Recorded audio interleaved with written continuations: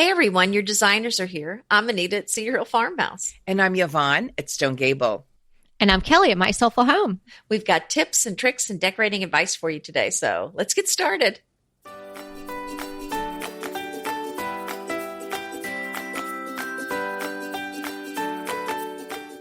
Today is episode 164, Sofa Arrangements, Get It Right. But you know what else it is? It's Valentine's Day. Happy Valentine's Day. Happy Valentine's Day. Hearts all around. Yes. Happy Valentine's Day to everyone. We hope that you enjoy this day and you take a moment to remember all the people that you love and that you treat yourself really nicely today too. So, if you're at Trader Joe's, buy yourself some flowers or something nice. Or anywhere. It doesn't have to be just there. Anywhere. Absolutely anywhere. Eat some chocolate. And we have something that we're so excited about. We have the winner that was randomly chosen to have the consult with us. Ooh. And today we're announcing the winner. And thank you to everybody who entered. And we wish that we could talk to everybody for hours and hours on end, but we had to pick one of you, and maybe we'll do this another time. So DTT drum roll, please, Miss Anita. Oh. Should I do the bell? I'm waiting for the bell. The winner is a glass of Bovino. Congratulations. Well, we cannot wait to talk to you. Congratulations. Yay, I'm so excited. So if you're not listening today because you're out with your sweethearts or you're doing something special or you just haven't gotten around to it today. What could be more special? Well, that's true. How to us? How would you not start off a national holiday with us? We will email you and let you know, and we can, at your convenience, set up a time for the four of us to chat. Yeah. So now we'll get on to sofa arrangements. And for anybody who's sad that they didn't win, we'll be doing something again, I'm sure. And we also have that Bear $50 Home Depot giveaway that's running. And so the details for that will be in the show notes as well. So I know it's a little consolation prize, but let's talk about sofa arrangements. Who wants to kick it off? Anita? Oh, no, this is Yvonne's. I'm going to let her kick it off. She loves talking about the arrangements of where the sofa goes. And I think she has a lot to say about this. I do. I think, first of all, that, your sofa is your biggest piece of furniture in your living room. So you want to make sure that it's placed properly. And you want to give it plenty of room. I'm going to tell you a don't. Don't squeeze it into some little area that is like a little nook. You don't want to do that because it'll look cut off. It'll look short. You won't have room to put side tables. So you want to give it the largest wall in your room. Oh, good tip. Now, I'm going to say don't push it up against the wall. Oh, now mine is, but other furniture is not. Right. So if you can avoid it, or if your room can handle it, have your sofa off the wall a little bit. Well, I'm saying this, but I'm not practicing what I preach because of the way my room is situated. Right. It's so narrow and long that there is really no place to put it other than, really, as far against the front windows as possible. And so I can create a conversation area there. But if I love what you said. Create a conversation area. Right. But if you have the room to have your furniture off the wall a little bit, that's a better way to go. Now, my sofa in my family room is totally off a wall. There's no wall there. It sort of completes the back end of my living room because the front to the focal point is my fireplace. And so it just sits horizontal to that. Well, I want to get back to this conversation seating arrangement because I think that's a key point. If you have a very large living room, I think there's a tendency to want to put all the furniture in one seating area, but that may not work. If you have a really large room, you may need to have several seating areas, 2 or maybe even 3, depending on how large the area is. So you really do need to group your furniture into conversation areas. Yes. And let me tell you this. This is maybe a little more radical, but I like it when she gets all radical. Oh my gosh. Not this sofa in my living room, but before I had 2 sofas that faced each other. Oh, we had that, and that in the mountains. Yeah. Oh, yeah. I love that look. Yeah. Yeah, but so then nice. Did you have it? How did you? Was there a TV in there? I mean, how did you handle that? No, there was no TV in there, and there was a big coffee table in between, and then there were chairs on each side, on the open sides. That was such a lovely look. But you have to have the room to do it. Yeah. I think some of the keys that you have to think about when you're doing a sofa, if you back up before you're arranging it, when you're choosing it, you might want to measure out and play around with painter's tape on the floor. Absolutely. And then you can get a sense of, obviously your mind's eye has to work a little bit there and your imagination, but you can at least get a sense of the proportions and, if there's going to be room for a side table, and if so, what kind, or is there going to be a problem with ingress and egress? I mean, what is the path going to be like? Is somebody going to have to take a running leap like over the coffee table or the sofa to get there? And then will it fit through the doors? And balance also the weight of it with the rest of the furniture that you have if you're adding a sofa to some existing furniture that you already have. And sofas don't always just stay in a living room or a family room. They can be in the basement. They can be in a sitting room upstairs. And that is a very good point. We had a very big sofa moved up to our sitting room in our bedroom, and it was a bear to get up the stairs. Oh, I bet. It was not easy. And it was coming from the family room. We got another sofa. So it was coming from the family room. We already had it, but it was so difficult to get up here. So yeah, definitely think about sizes and where you need to put it. But I would say before you put anything in a room that has a sofa in it, decide where your sofa is going to go. Yeah, because it really will dictate first. The rest of the players in the room. One practical thing to consider is, where are your AC and heat vents? If you've got them in the floor, you really don't want the sofa to be sitting plop on top of them. That's not going to do you a lot of good, and it may end up costing you money, and it may also be some sort of hazard to be under it. Or if there's the radiators on the wall, you also don't want the sofa too close to touching that. So those are some things that you might not have considered when you're deciding on the placement. Yeah. Right. But there may be only one place, and it may be putting that sofa under that vent. Then what do you do? Because it gets pretty expensive to move those. Yeah. Well, then you'll have to decide whether or not you can. Usually those things are not in the middle of the floor. Usually they're towards the edges. So, if that means that the sofa then has to come out a few inches or 8 inches or something like that, and initially, if you're just putting the sofa in there or thinking about the sofa going in there without the other cast of characters, the tables and the coffee table and the lamps and all that, and you might think to yourself, oh, that's going to look so weird. It's going to be off the wall like that. This just, 8 inches, something like that.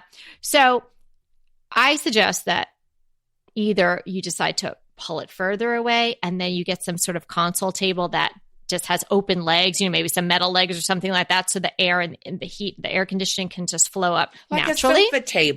A sofa table. Or absolutely. Once the rest of the stuff goes in, sometimes it doesn't look that weird. Sometimes something that you are so concerned about when you're initially decorating a room really doesn't become a problem once all the other stuff is in there, because it's not your focal point anymore. Your eye is going all these different places. So the fact that the sofa is pulled away from the wall to accommodate the HVAC vent may not be that big of a deal once everything's going on. Right. I have that, but my sofa has legs, and so the whole of it does not come down to the floor. It's not like you've got a skirt that goes around it. Right. And then I also have, it's in front of the windows, but I don't have it smashed up against the windows. I have the draperies, and then there's a few inches. And so it's pulled away enough where the air is flowing. And I think sometimes people don't like putting the sofa. Why they want to put it against a wall is because they feel like it's awkward to walk into a room and see the back of a sofa. So I'll tell you what we did, because as you walk in the back door, you're kind of walking past the back of the sofa. And when you're in the kitchen, you're looking at the fireplace and the back of the sofa, which is facing the fireplace. So what I've done is put a sofa table and 2 flanking chairs behind the sofa, but they had a big sale and I just bought a very long bench. I'm replacing all that with a long bench to put behind the sofa. So in other words, you have a sofa and a bench back to back.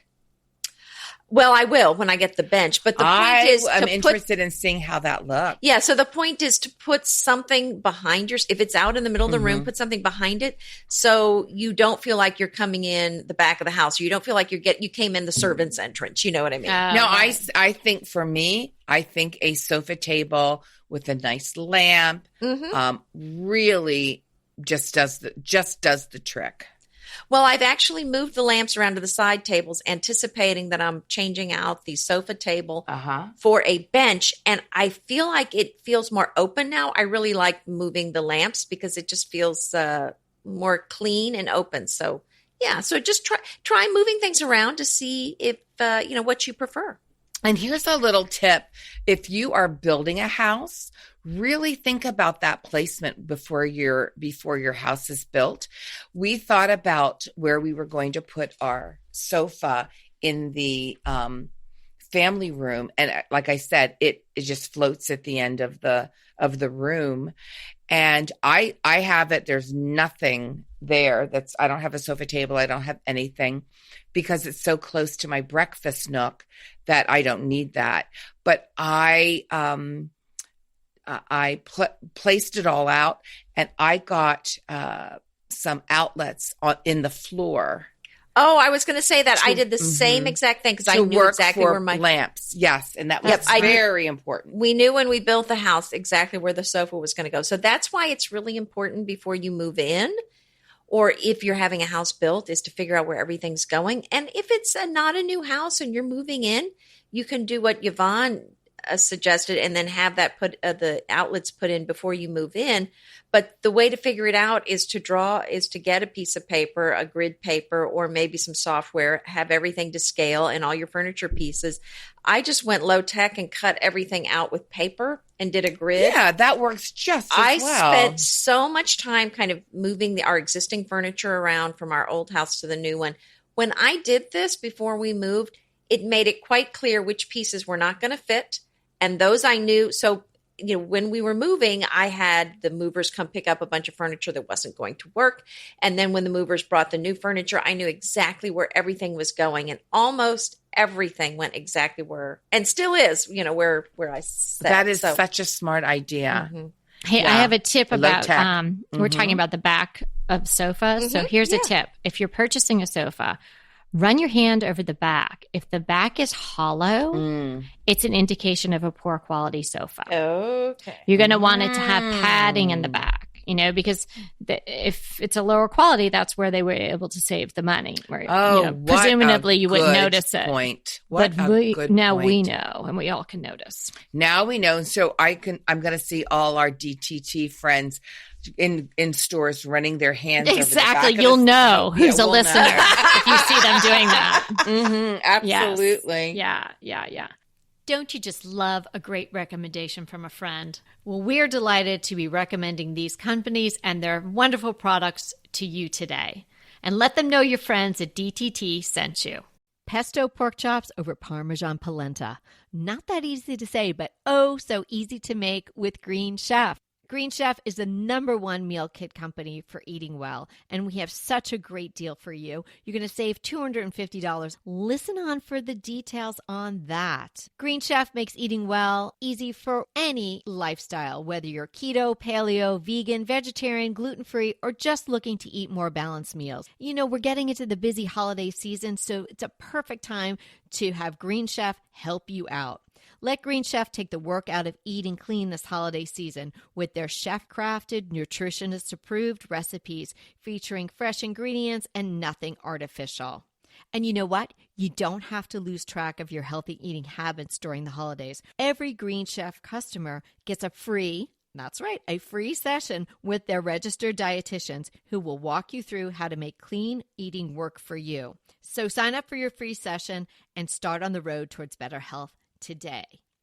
And that deal I want to tell you about. Visit greenchef.com/DTT250 and use the code DTT250 for $250 off your order. So that's greenchef.com/DTT250 and use the code DTT250 for $250 off your order. Green Chef is a delicious delight any time of year, but especially during the holidays. What a wonderful vision to behold as the Green Chef boxes on your doorstep. Green Chef is the #1 meal kit for eating well. And it makes eating well so easy with plans to fit every lifestyle, whether you're keto, paleo, vegan, vegetarian, gluten-free, or just looking to eat a more balanced diet. So let Green Chef take the work out of eating clean this holiday season. And if you've got guests coming, shop Green Bundles. They're now available at the Green Market. It's your one-stop shop for nutritious grab-and-go breakfasts, including vegan options, brunch kits, wholesome lunches, ready-to-eat snacks, veggie sides, and more. You can feel your best this December and do your best with Green Chef because they offset 100% of the delivery emissions as well as 100% of the plastic in every box. Go to greenchef.com/60DTT and use the code 60DTT and get 60% off plus 20% off your next 2 months. greenchef.com/60DTT and use the code 60DTT to get 60% off plus 20% off your next 2 months. Well, there's a lot of different types of floor plans, obviously, in the universe, and everybody's room is slightly different, but we can talk about in general terms. Like if you have a small space, there are really great options for narrow sofas, shorter sofas. They have apartment size sofas now. A lot of companies are making them. In fact, one of my clients, we just purchased one from Ballard, and it's an apartment sized. Even though she had a fairly large room, her conversation, there was a lot of space in the room that got eaten up by the path to go from the kitchen and through and stuff. So you really, the conversation area, the area where you would have the furnishings was quite small. And so we were replacing an old sofa of hers, and I was able to find this great one in this apartment length, and it fits in so nicely. And if you're in a small space or even in a large room where the conversation area is small, consider that size. Also consider maybe armless chairs, because you just don't want a sofa. Then it's like you're waiting for a bus. You need to have things on either side. Being right? The only thing in the room. Oh, absolutely. Right. Yes. And so, and you don't want to have like little folding chairs or something. So you're probably going to have at some point some comfortable chairs, right? Maybe on either side, and then a coffee table. Another nice, way to handle a coffee table when you're doing in a smaller room is to maybe do 3 nesting tables that maybe you pull them out and then they act as a coffee table, but then you can move them around. Or acrylic tables. They have such little visual weight. Right. And, lots of times in somebody's living room or family room where you're going to have a sofa, you're going to have some sort of anchor, whether it be the television or a fireplace or something like that. So more than likely than not, the sofa is going to be facing that, right? So you want to consider that. Exactly. Except in my really weird living room, which it's so narrow, you couldn't put a sofa. Although Dean, the man who lived here before, had one of these giant brown leather sofas that we know Yvonne has a certain term of endearment for. She does. Yes. I don't know if you guys ever listened to a podcast before. The Sofa podcast? We were talking about them, and Yvonne referred to the big brown No, she leather didn't sofa. say it. She said a designer's. A designer told me that's what it looked like. And that's what my daughters say when they say a word they shouldn't say. Oh! I'm just saying what someone else said, Mom. I'm telling you the truth. So someone else said that kind of sofa could be thought of as a big turd. She said it again. But I'm only saying what Yvonne said, Mom. And I'm only saying what the designer told me. Right. This is how things are. But anyway, he had this If someone told you to jump off a bridge, would you? Giant sofa in a narrow, long living room that I have. And literally, if you sat on it and the fireplace was on, your feet would go on fire. I mean, it was just so ridiculous. My goodness. So my room was so hard to decorate because that should have been the focal point. There is not a television in there. It should have been the focal point, but it can't be. So I had to create 2 different conversation areas at either end. Okay. Of my living room. So if you're in a boat similar to mine, a narrow, long living room boat, you can achieve a comfortable space. And of course, everybody sort of gravitates to the end with the sofa and the other one with the 2 big chairs and the table. You know, it's maybe just really kind of for looks, but it could be an area where you sat. Is this where your beautiful sofa is with the charcoal colored linen? Oh, yeah. That's gorgeous. Yeah. And then, you know, you have like Yvonne was talking about the 2 sofas opposite each other. That is, I dare say, more of a formal look. It is, yes. Well, you got to have a lot of room for that, you too. You can cozy it down, I think. Mm-hmm.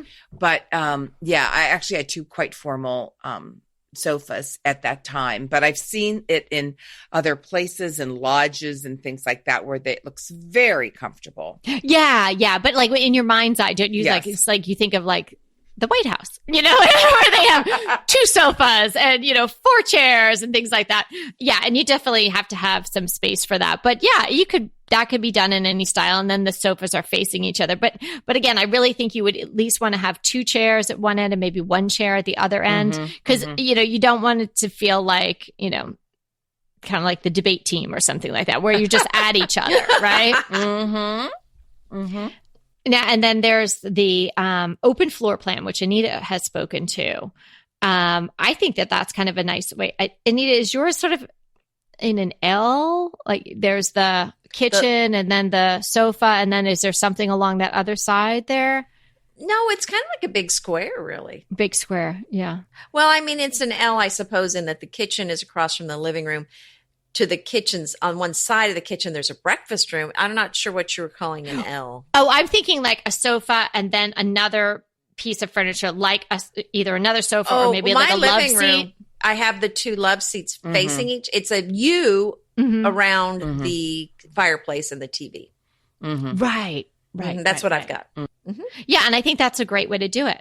And I talked about going with the 2 sofas facing each other, but I think my family, and then take out that sofa that's facing the TV. But I think my family would revolt, even though it would be more comfortable for seating. You would have to turn your head to watch TV, which we don't really, I don't hardly watch anymore from there. But, you know, I'd rather just watch something on my computer, but, you know. And, you know, here's the dilemma. I think, you know, a lot of us have TVs in rooms that we have sofas. So we are working those 2 elements around each other so they're comfortable.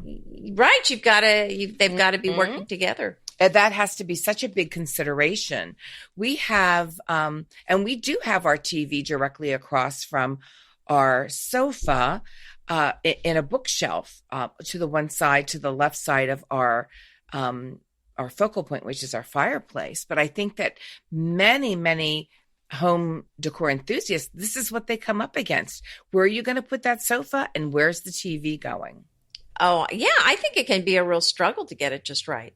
And with the Mountain House, we had for a long time 2 sofas facing each other with the TV on the end, between the 2 sofas. But it was a tight space. There wasn't really enough room to be walking through, especially when I added 2 chairs. So, it's just kind of hard sometimes. I think, we ended up taking that 1 sofa piece out.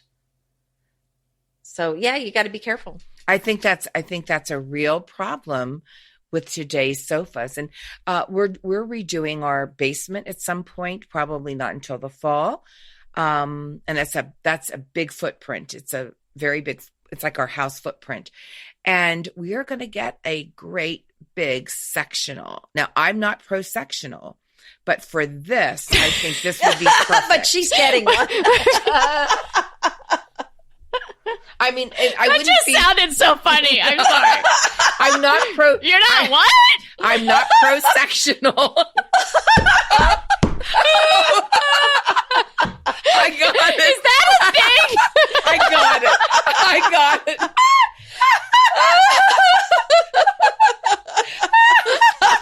What? your brain has gone, Kelly. Kelly. Anyway, I am going to enjoy a really large sectional sofa in the basement because it works. It's just going to be like a one they're so thing comfy. and done. So my question is, how are you having to make any special efforts into the arrangement since it's a sectional? Is it going to be an L shape or? It's going to be a U, a great big one. Oh, wow. So no other chairs? That will be and I'll probably put a couple other chairs in, but it's going to sort of stand out like pretty far off my one wall. And just be out there with, some. But that's a whole nother thing to talk about today. I mean, sectionals. I mean, I have to say, I'm not really pro-sectional either, but we had one. and I think, I dare say, Anita is not pro-sectional either. She doesn't have a sectional. I am not pro-sectional. No, but we had that one. And, from when the kids were little, the red one. And then I got rid of that. Now we have the white one with the two chaises. And I tried to, I'm pretending it's not sectional, but it is. It is. It comes in two sections. It is. No, I think it's a wonderful. If you have, our basement's going to be for when our whole family comes, lots of people. Just so our living room is an okay size, and actually our family room is not that big, and I'm very disappointed that we didn't make it like double the size. So we needed to go somewhere else, and we've got this finished basement. So we're just going to... Wait a minute. That means she's clearing out all the goods. Oh, we need to show up. So we're going to go with a sectional. And I think that's such a good idea. And I'm going to do one that has slip covers that I can just wash the So this is just a practical decision. So how would someone who's not pro-sectional end up with a sectional? That's what I want to know. It is a very Life is a journey, isn't it? It is a very practical decision. And I think for and it's in the basement. People, of the Alamo. Hey, but I like my basement to look as nice as the rest of my house. Well, of course. Well, we have the sectional out in the barn now, and again, both of you will have sectionals now. As I said to you, I had that red sectional, and then it was, and then I got this one where I'm sort of pretending it's not a sectional, but it is. It is a sofa in two sections. That is a sectional. I'm not going as far into that way of life as Yvonne is with the U. Yeah. Right. So you have your limits. So you only go with the Well, I can't say what's going to happen next, but right now I'm not making any promises. But listen, here's the question. Okay, now you have this U or you have this sectional. I ran into this problem and I don't even have a U. It wasn't really a problem. It was something I thought, I'm just going to get a rectangular, coffee table, or I actually had this big old crate, and I thought I'm going to make this into a coffee table, a smaller one where I thought it kind of had to be off to the side because we have one of those chaises, in the non-sectional sectional. And I thought, well, how can you put a big coffee table?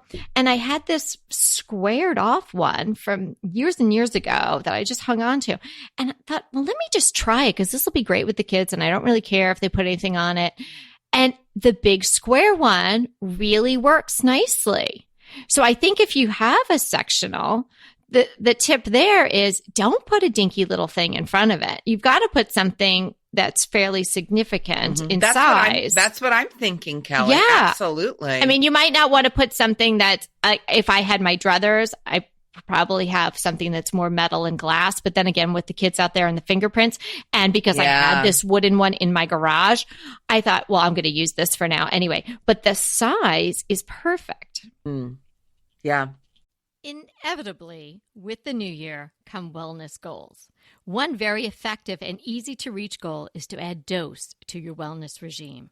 Dose is expertly formulated organic wellness shots that support your liver in one delicious drink. Formulated with ingredients clinically shown to support liver health. Potent turmeric, milk thistle, and ginger.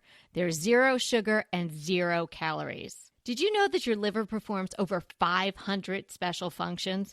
Since I learned all that my liver is doing, I started with Dose to support all those vital functions. I take a shot of refreshing Dose 2 times per week to combat everyday toxins from food, meds, alcohol, and unhealthy air. Since starting with Dose about a month ago, I am definitely feeling an overall improvement in my health. So if you want to give Dose a shot and invest in your health like I have, Dose is offering DTT listeners 15% off your first order, plus an additional 15% off if you subscribe for a monthly delivery. That's 30% off your first order. So go to dosedaily.co/DTT and use the code DTT. That's dosedaily.co.co/DTT and use the code DTT. Go ahead, clean out your closet, then head straight to Quince. I love every item Quince offers, from wardrobe to decor, and I can really recommend their Ultra Stretch Super Wide Leg Pant at $49.90. The price is unbeatable, and the look is so flattering. It keeps you in on top and flares out of the bottom. Everything feels right with Quince. The price, the quality, and the sustainability. Quince offers a range of luxury wardrobe and home goods at prices within reach. And like Quince's clothing, their home goods are priced 50 to 80% less than similar brands. Quince only works with factories that use safe, ethical, and responsible manufacturing practices, along with premium fabrics and finishes. Once you've cleaned out your closet and refreshed with Quince, you can also add something to your home decor. So give your wardrobe and your home the refresh it needs with Quince. Go to quince.com/DTT to get free shipping and 365-day returns on your next order. That's Quince, QUINCE.com/DTT for free shipping and 365-day returns. Quince.com/DTT. And let me know how you love those pants. It just makes sense, doesn't it? Yeah, because then when you try, whether it's a sofa or a sectional or whatever it is, you want to be able to have people be comfortable, right? Even if it's more of a formal arrangement, you still want people to be able to have eye contact, to be able to hear each other, to be able to put a glass down, be able to move around, or put their feet up on something. I think that's one of the biggest mistakes people make when they think about a sofa. They buy a too big sofa for a room, and then they have trouble with their walking, their patterns, their sight patterns or traffic walking patterns. patterns. Yeah, absolutely. I think that is probably one of the biggest dilemmas about buying a sofa. People just do not buy the right size. Well, now I'm picturing myself in a robe on your sectional sofa with maybe a big tray of food, and I'm just not going to want to leave. I mean, it sounds great. Yeah, exactly. And I think we're going to put a bathroom. I think we're going to put a bathroom downstairs. So all I need is my snow leopard throw, and I'm all set. There you go. And it's going to be comfortable. And we're going to put a huge big screen TV, and we have a room for a table and maybe a little bit of a kitchenette. So yeah, that's going to be nice. And if you feel like you need another, space for another person, or, you want to be like, Sophie's choice, who gets to sit on the sofa with mom and dad watching a movie? I'm Did sorry. Did you say sofa choice? So, very good. You are clever. Try to get one, lots of times I know the big rolled arms are really out, but still sometimes the arms take up a lot of real estate. That's true. So if you went something with a slimmer arm and you're thinking that's on both ends, that could maybe allow you to have room in the actual sofa part for another person. Mm-hmm. I so agree with that. And you also, we're talking about sofa arrangements, but also definitely look at style. And I'm going to just say, get something very classic that will last quite a few years, because your sofa will probably last. I always say that the life cycle of a sofa is about 7 years, but most people make it much more than that. So your sofa will probably go out of date before you replace it. Yeah, a lot of people say 10 to 25 for a quality sofa. Oh, maybe, but that's a discussion for another day. It's just opinions. I mean, it depends. It depends on how much you use your sofa. Well, it depends on whether it has back padding. Now we all know that too. And a slip cover. I have a slip cover on mine that that I just washed. So Yeah, it's nice exactly. and clean. And it's good to go for another 5 years, honey. There you go. Well, I would Wouldn't that be I'll nice? watch it a Watching it little before sooner that. than that. No, I'm just kidding. She's joking. She's the Purell queen. This is yeah, true. come on. Well, we could all be in that running, actually. Yeah. Yeah. Well, this was a lot of good information on the sofas. I'm kind of feeling like I want to go buy one, but Me too. I don't need any. You want to buy a sectional? Well, now I don't need one, but I might when you're buying one. Like, give us more information about what. All Why right, don't you I just will. phone it in and put a big bed in there, and then you're done with it. And you're all set. That would not in any way, shape, or form be attractive to me. Okay. I was just None. And where do you put the coffee table? So remember, we're here to inspire you to create a beautiful home. Until next time.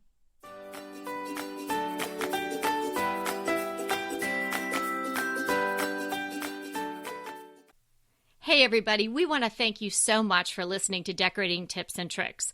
And we want to make it even easier for you to listen. And it's easier if you subscribe. You just click the subscribe button on our website, www.decoratingtipsandtricks.com, or you can subscribe through Apple Podcast or any of your favorite podcast listeners.